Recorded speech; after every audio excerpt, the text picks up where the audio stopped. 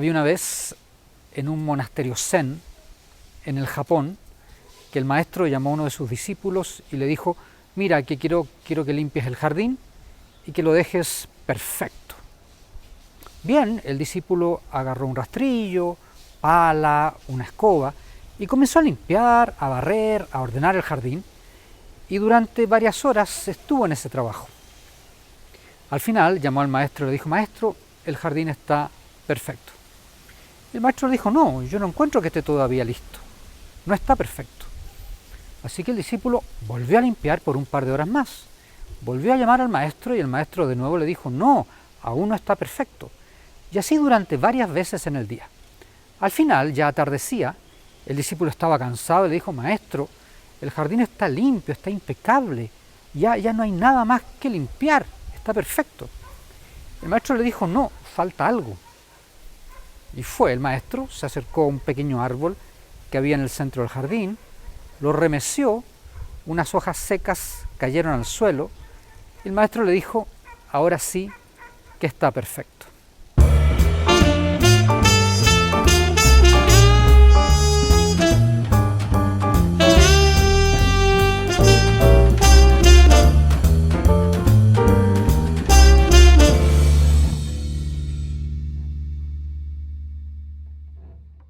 Hola, este es el canal para despabilarse, soy Francisco Alcobolado y vamos a seguir con el arte de soñar. Esta es ya la octava entrega del arte de soñar. Y habíamos quedado en los símbolos. Habíamos visto en nuestro sueño la rueda de la fortuna, habíamos identificado los símbolos de este y habíamos conversado a propósito de cómo los símbolos hoy en día tienden a ser reducidos. Y los símbolos, que son estructuras gigantescas en la que el lenguaje no puede definirlos bien y nos intentamos acercar a través de la poesía, de las asociaciones, de ideas y de imágenes, no pueden ser reducidos a una cosa. Esto es muy frecuente en el análisis y en la interpretación de sueños, a propósito de los libros de interpretación de sueños. Siempre hemos ido a alguna feria, en alguna parte, en algún pueblo, en la ciudad, en algún barrio de la ciudad, y nos falta la persona que está vendiendo algunos libros viejos, y tú entre esos libros viejos identificas uno que dice la interpretación de los sueños, y uno fascinado toma ese libro, la interpretación de los sueños, y se da cuenta que eso es una especie de diccionario de interpretación de los sueños, ¿no?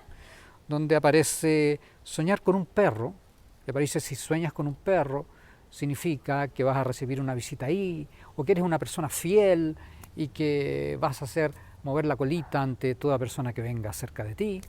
Si sueñas con caca, significa que vas a recibir dinero. Si sueñas con una novia, significa que alguien cercano en la familia va a fallecer. Y así, y uno va hojeando, y como que cada cosa que uno pueda soñar está bien definida y hay una interpretación. Soñar con esto significa que va a pasar esto otro. Y uno lo puede ver también en YouTube, que uno puede ver interpretación de sueños y poner la palabra soñar con casa. Y hay algunos lugares que te dicen soñar con casa significa que necesitas protección, etc. Bueno, si fuera la cosa así en el análisis y en la interpretación de los sueños, sería muy fácil, sería extremadamente fácil, porque sería que, soñé con esto, entonces esto es igual a esto otro. ¿Qué estamos haciendo? Que estamos reduciendo la riqueza de los símbolos que aparecen en los sueños. Así que los libros de interpretación de sueños, ¿sirven? No, no sirven, son basura, porque lo único que hacen son acotar y restringir la riqueza del símbolo. Lo que tenemos que hacer con los símbolos que aparecen en un sueño es conversar con ellos, rodearlos, ver las asociaciones, de ello vamos a conversar hoy día, y desde ahí hacer que el símbolo nos empiece a dar significados. Pero decir, soñé con un árbol, entonces significa que eso es igual a que yo soy un perro y me gusta orinar en los árboles, es una reducción del símbolo, que es precisamente el gran motivo por lo que Jung y lo que Freud en algún momento del 1910-1912 se distancian y cada uno sigue su camino. Porque Freud lo que hacía con los símbolos que aparecían en los sueños era reducirlos, y Jung, que en ese momento era su discípulo, era el heredero de la teoría psicoanalítica, estuvo finalmente en desacuerdo con eso, porque se daba cuenta que reducir los símbolos era simplemente una acción de Freud para tratar de que la interpretación de los sueños calzara con su teoría. Y todas las teorías son, al final de cuentas, muy restrictivas. Cuando Freud comenzó a elaborar su teoría en la interpretación de los sueños, estaban todos muy excitados, se habían dado cuenta, él, sus discípulos, todo el movimiento psicoanalítico, estamos hablando del 1900, 1905, 1910, hace ciento y tantos años, estaban todos muy excitados porque se daban cuenta que había una riqueza de información en los sueños y que con ese material era posible curar, avanzar en la cura de los pacientes, de sus neurosis, de sus patologías mentales, en el crecimiento de las personas, etc. Entonces, hubo un momento en que Freud y Jung tienen que viajar a Estados Unidos. Esta es como la pequeña historia del psicoanálisis. En esa época, los viajes entre Europa y Estados Unidos iban a Nueva York, iban a mostrar un poco la teoría psicoanalítica a los norteamericanos. Los viajes se hacían en barco, a través del mar, ¿no? Y el viaje tomaba un par de semanas, cruzar desde la costa europea hasta la costa norteamericana. Bueno, así que Jung y Freud decidieron, como buenos amiguis en ese momento, contarse los sueños que tuvieran cada noche. La idea era que en el desayuno del barco, cada uno dijera, mira, anoche soñé esto, y el otro de alguna manera se lo iba a intentar interpretar, y con ello también estaban puliendo la teoría de la interpretación de los sueños, que en ese momento estaba en pañales. Entonces, durante el viaje, Jung tuvo un sueño, y este sueño es clave porque determina la separación de Jung de la escuela de Freud. Y Jung va a pasar a ser el padre de la psicología moderna, y Jung va a ser el creador, y Freud, por otra parte, va a ser el creador del psicoanálisis. El sueño que tuvo Jung en ese barco, en ese viaje, dice lo siguiente. Me encontraba en una casa desconocida para mí, que tenía 2 plantas. Era mi casa. Yo me hallaba en la planta superior. Allí había una especie de sala de estar, donde se veían bellos muebles antiguos de estilo rococó. De la pared colgaban valiosos cuadros antiguos. Yo me admiraba que tal casa pudiera ser la mía y pensé, no está mal. Pero entonces caí en que todavía no sabía qué aspecto tenía la planta inferior. Descendí las escaleras y entré en la parte baja. Allí todo era mucho más antiguo y vi que esa parte de la casa pertenecía aproximadamente al siglo XV o XVI. El mobiliario era propio de la Edad Media y el pavimento era de ladrillos rojos. Todo estaba algo oscuro. Yo iba de una habitación a otra y pensaba, ahora debo explorar toda la casa. Llegué a una pesada puerta que abrí. Tras ella descubrí una escalera de piedra que conducía al sótano. Bajé y me hallé en una bella y abovedada sala muy antigua. Inspeccioné las paredes y descubrí que entre las piedras del muro había capas de ladrillos. La argamasa contenía trozos de ladrillo. Ahora mi interés aumentó. Observé también el pavimento que constaba de baldosas. En una de ellas descubrí un anillo. Al tirar de él, se levantó la losa y nuevamente encontré una escalera. Era de peldaños de piedra, muy estrechos, que conducían hacia el fondo. Bajé y llegué a una pequeña gruta. En el suelo había mucho polvo y huesos y vasijas rotas, como restos de una cultura primitiva. Descubrí 2 cráneos humanos semidestruidos y al parecer muy antiguos. Y entonces me desperté. En la mañana Jung le cuenta el sueño a Freud y este se queda muy interesado por el sueño y le dice, ¿a quién quieres matar? Jung queda sorprendido, ¿cómo que a quién quiero matar? Claro, porque Freud lo que estaba haciendo que el símbolo restos humanos, un esqueleto en el fondo del sueño, significaba de alguna manera las intenciones de destruir o de asesinar Jung a alguien. Jung se queda muy pensativo. ¿Cómo que a qué quiero matar? Y Freud, en esa interpretación, de alguna manera se estaba olvidando de todos los demás símbolos del sueño. Se estaba olvidando de la mansión, se estaba olvidando del descenso, se estaba olvidando de la característica de que mientras más arriba era más moderno, el segundo piso era como contemporáneo, y en la medida que el soñante Jung iba descendiendo, la cosa se iba poniendo más antigua, más arquetípica, más vieja, hasta llegar a esta caverna primitiva donde habían restos de cántaros, de flechas y este esqueleto. Jung se queda muy pensativo con el sueño y se da cuenta que si contradice a Freud, que arrastraba la proyección de padre, progenitor, psiquiatra, psicólogo, maestro, Freud no iba a soportar esa desautorización que hiciera Jung. Freud tenía un poder sobre Jung y siempre permanecía en las alturas. Y Jung era su discípulo, Jung estaba bajito y de ahí miraba a Freud. Y Jung se dio cuenta que no podía contradecir a su mentor, porque iba a haber un distanciamiento.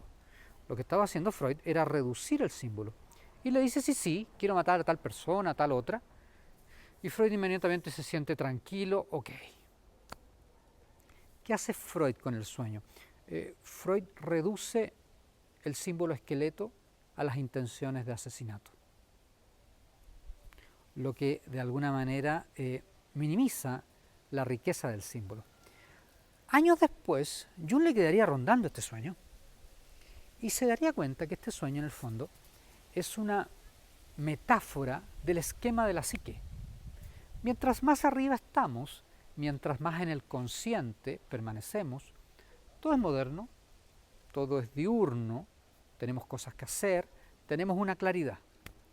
Pero en la medida que nos adentramos en nosotros, en las profundidades de nuestro ser, y vamos bajando, nos vamos encontrando con elementos más primitivos, más antiguos, más interiores, nos vamos encontrando con los instintos, y al final de todo están los arquetipos, que son colectivos, y son motivos y temas que están presentes en toda la humanidad.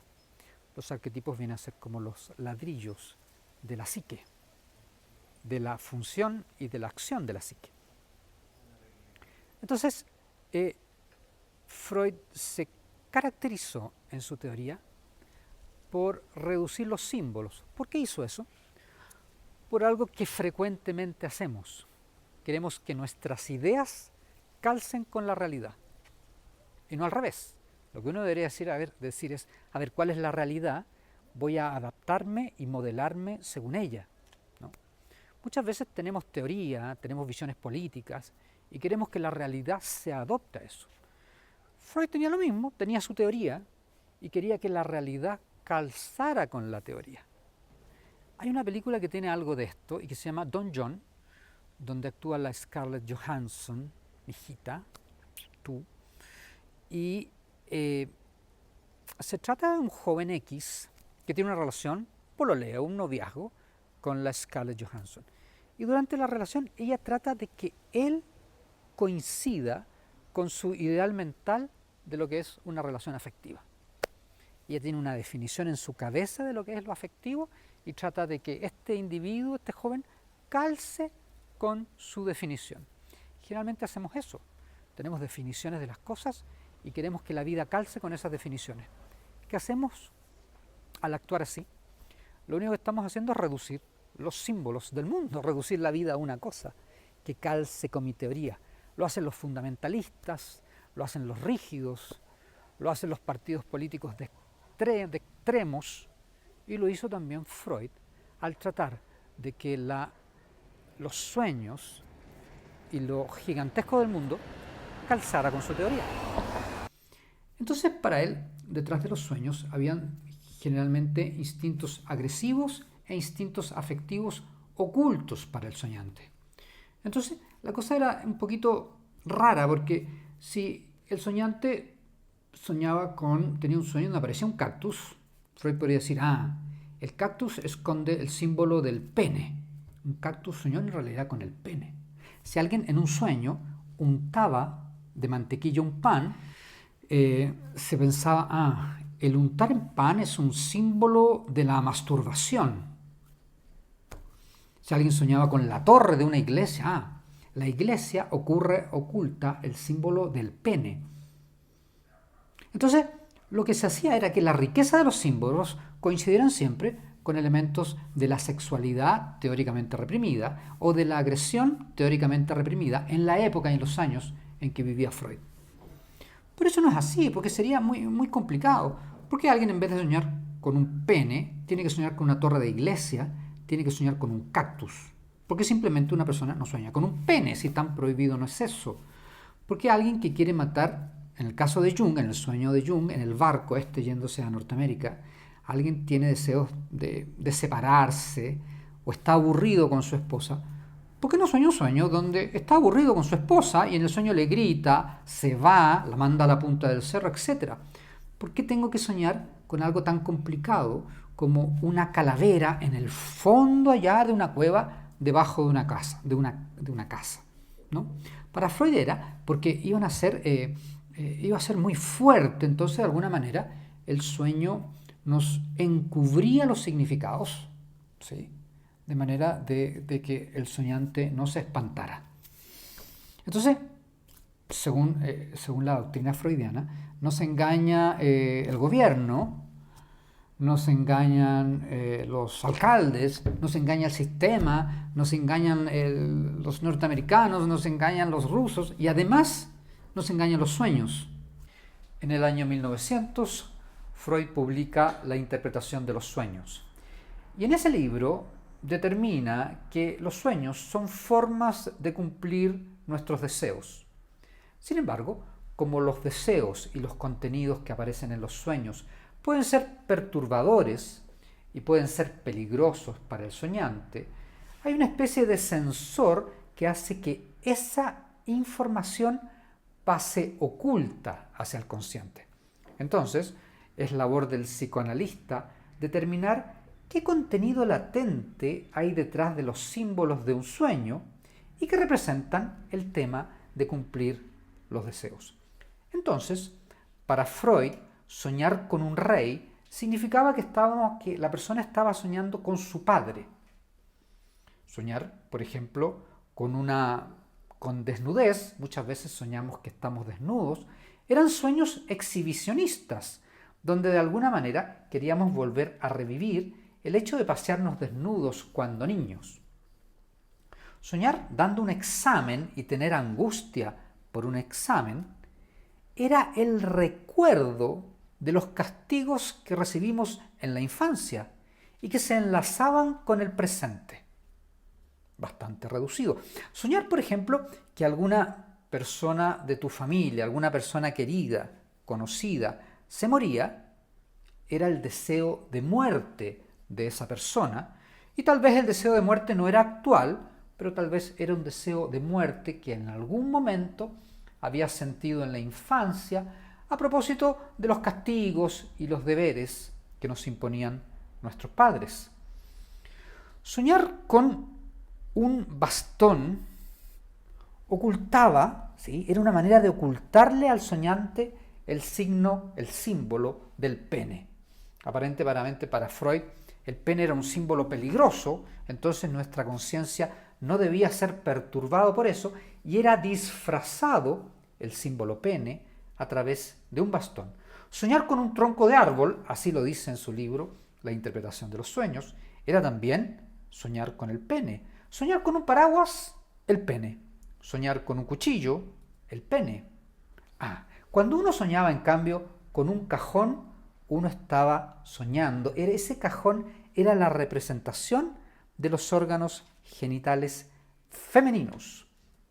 Si uno soñaba con una caja, un útero, órgano sexual femenino. Si uno soñaba con una cueva, también útero. Si uno soñaba con un barco, sorprendente, también estábamos ante un símbolo sexual femenino.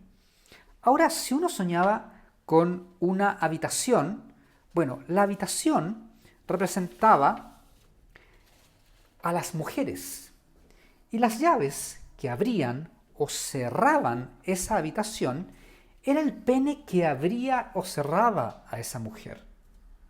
Si uno soñaba con una escalera, era representación del acto sexual. Si uno soñaba con escalones, escaleras, acto sexual. Si uno soñaba con un muro, los muros eran hombres. Y para Freud, las mesas en un sueño eran mujeres.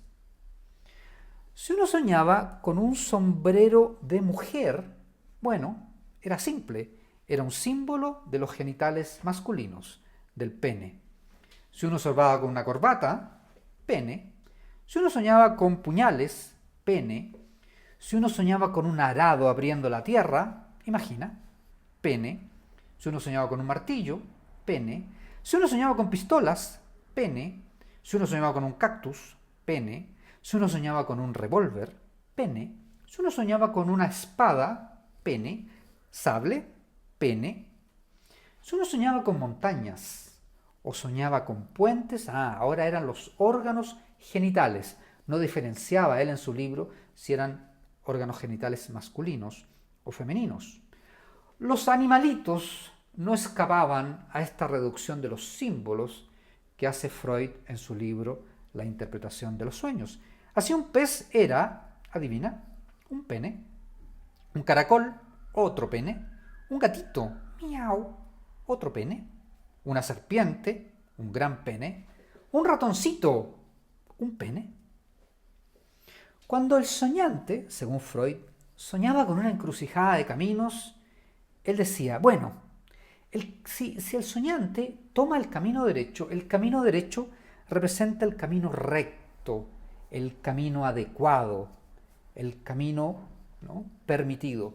Sin embargo, si el soñante toma el camino izquierdo, el camino siniestro, bueno, el camino izquierdo representa el delito, la homosexualidad, el incesto y la perversión. Además, analogando homosexualidad a delito. Y finalmente uno se pregunta, bueno, ¿y si una persona soñaba con un pene? ¿Qué ocultaba este símbolo? Una vez que tenemos identificado esto, de no reducir los símbolos, vamos a volver a nuestro sueño, a la rueda de la fortuna. Ahí está, no lo voy a leer de nuevo porque ya lo hemos visto varias veces. ¿Qué hacemos una vez que tenemos identificados los sueños? Una vez que tenemos identificados los sueños, que sabemos es la rueda de la fortuna, es el parque de diversiones, es la mujer que invita a nuestro soñante a subirse a la rueda, son las emociones, la emoción de miedo primero, la emoción de éxtasis, el otro símbolo es el final, cuando recibe la llamada de teléfono y decide partir, que tiene que bajarse. Si quieres saber más de este sueño, tienes que ver el arte de soñar 6 y el arte de soñar 7, donde comenzó la interpretación de este sueño. Una vez identificados los símbolos, ¿qué hacemos con ellos? Lo que hay que hacer es hacer las asociaciones. ¿Qué son las asociaciones? Asociaciones con los símbolos. Las asociaciones con los símbolos, o las asociaciones simplemente, es la relación, la evocación, el flujo de pensamientos que un símbolo te propone. Tú puedes soñar con, o no soñar, yo te digo, asóciame padre. Y tú dices padre, protección, generosidad, trabajo. Y tú estás asociando eso porque tu padre fue así, te enseñó esos elementos. Entonces rápidamente la palabra padre, el símbolo padre, te evoca un flujo de pensamientos espontáneo. Y las asociaciones que tenemos que hacer con los símbolos que aparecen en un sueño son en 3 niveles. Son asociaciones personales, asociaciones culturales y asociaciones universales y arquetípicas. Veamos el primer nivel, el nivel de las asociaciones personales.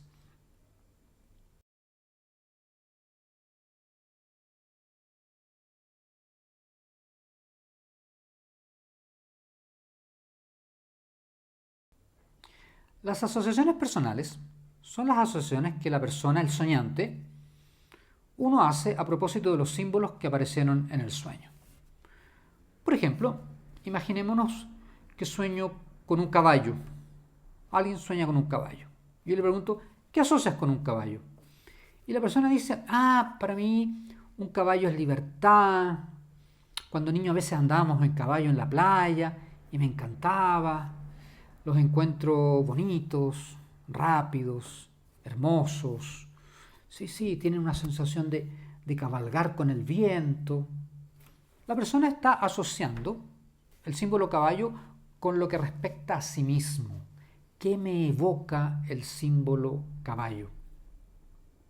Preguntémosles a otra persona ahora, diferente, oye, ¿qué te parece el símbolo caballo?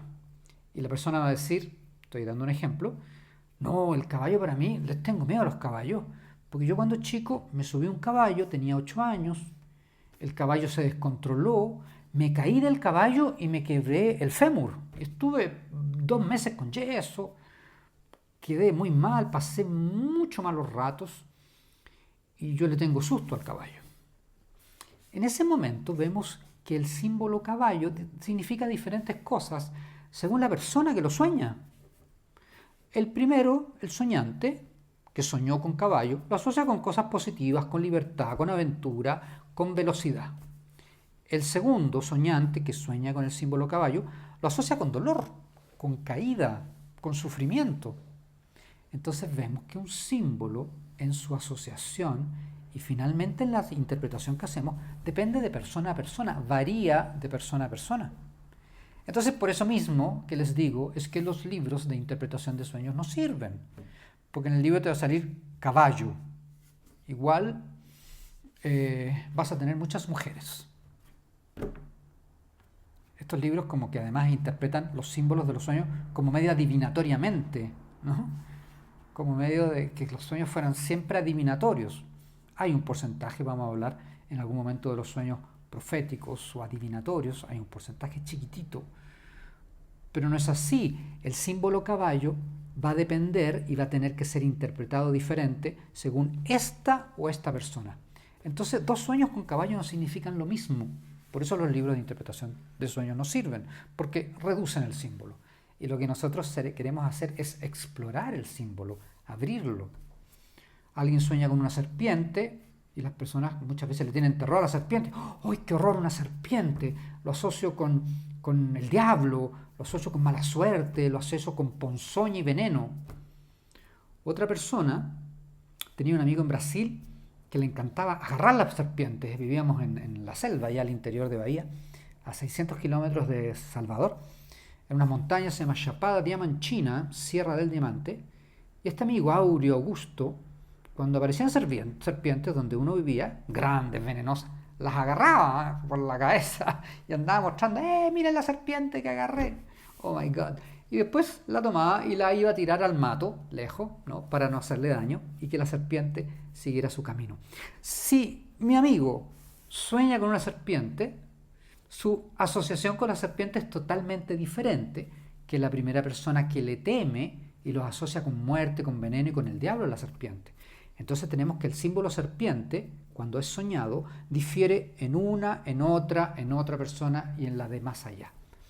Entonces los símbolos, lo primero que uno hace es hacer asociaciones personales.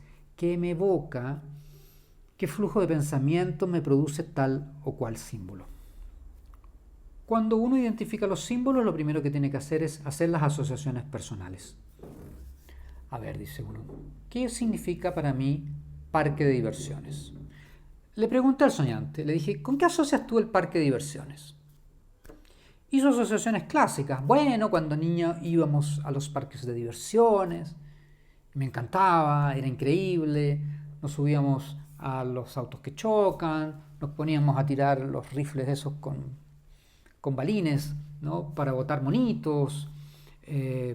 Fuimos en varias oportunidades cuando tenía 6 años. Después se ponían unos en el estero Marga Marga en Viña del Mar y íbamos ahí a ese parque de diversiones.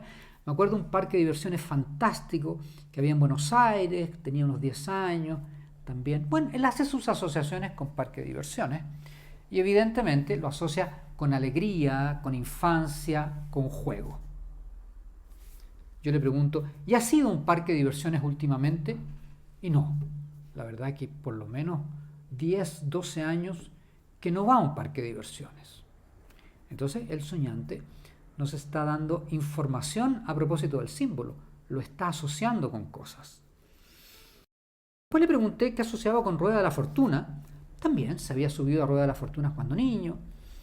Lo sentía como una cosa alegre, feliz, ver desde arriba el mundo, desde la parte de arriba de una Rueda de la Fortuna el mundo, ¿sí? Y sus asociaciones también con alegría, muy parecidas a la del parque de diversiones. Entonces, uno va viendo que cuando aparecen los símbolos, uno los explora y busca las asociaciones personales. Con la mujer no pudo hacer ninguna asociación, con la mujer del sueño, desconocida, porque no la conocía, con el hecho de tener que abandonar la rueda. Le dije, ¿y qué te parece el símbolo este de que te llamen a propósito de tienes cosas que hacer y sientas que te tienes que bajar de la rueda? Y él dijo, bueno, la verdad es que estoy con mucho trabajo. Soy una persona con mucho trabajo que parte a las 7 de la mañana, que termina prácticamente a las 9:30, 10 de la noche. Ese ritmo de vida lo tengo hace 18, 17 años que funciono, mis vacaciones son muy cortas y trabajo porque soy un proveedor y porque es lo que mejor se da en la vida, trabajar.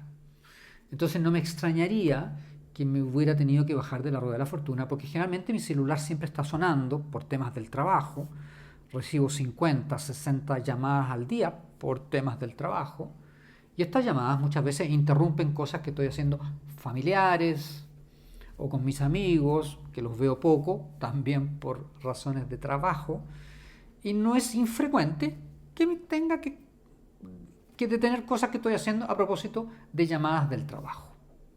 ¿Qué está haciendo el soñante? Nos está dando información a propósito de sus símbolos que aparecen en el sueño. Y con esa información que nos está dando en sus asociaciones personales, ya empezamos de a poquito a entender ciertos elementos que aparecen en el sueño. Vamos a quedar hasta acá porque me prometí no pasarme de los 30 minutos por programa, me parece que ese es el tiempo justo. Más largo sería una lata, más corto es muy difícil, sobre todo en el arte de soñar, porque me quedan siempre pedazos de temas que en menos de 20, 20 y tantos minutos no puedo desarrollar. Vimos las asociaciones vimos las asociaciones personales, y nos falta ver las asociaciones culturales y las asociaciones universales o arquetípicas, que son muy interesantes, y esa fue una gran contribución de Jung, y ahí vamos a hablar del inconsciente colectivo. La historia del comienzo del jardín es una historia de la tradición Zen, y se la escuché una vez a Jodorowsky, y habla del equilibrio que debe haber en nosotros entre la estructura, el orden y el desorden. El orden es lo consciente, el desorden es lo inconsciente. Cuando falta uno, nada es perfecto. El orden más perfecto necesita una dosis de caos, una dosis de desorden, una dosis de no estructura. Y esto va a tener que ver con la interpretación que hagamos de nuestro sueño, la rueda de la fortuna.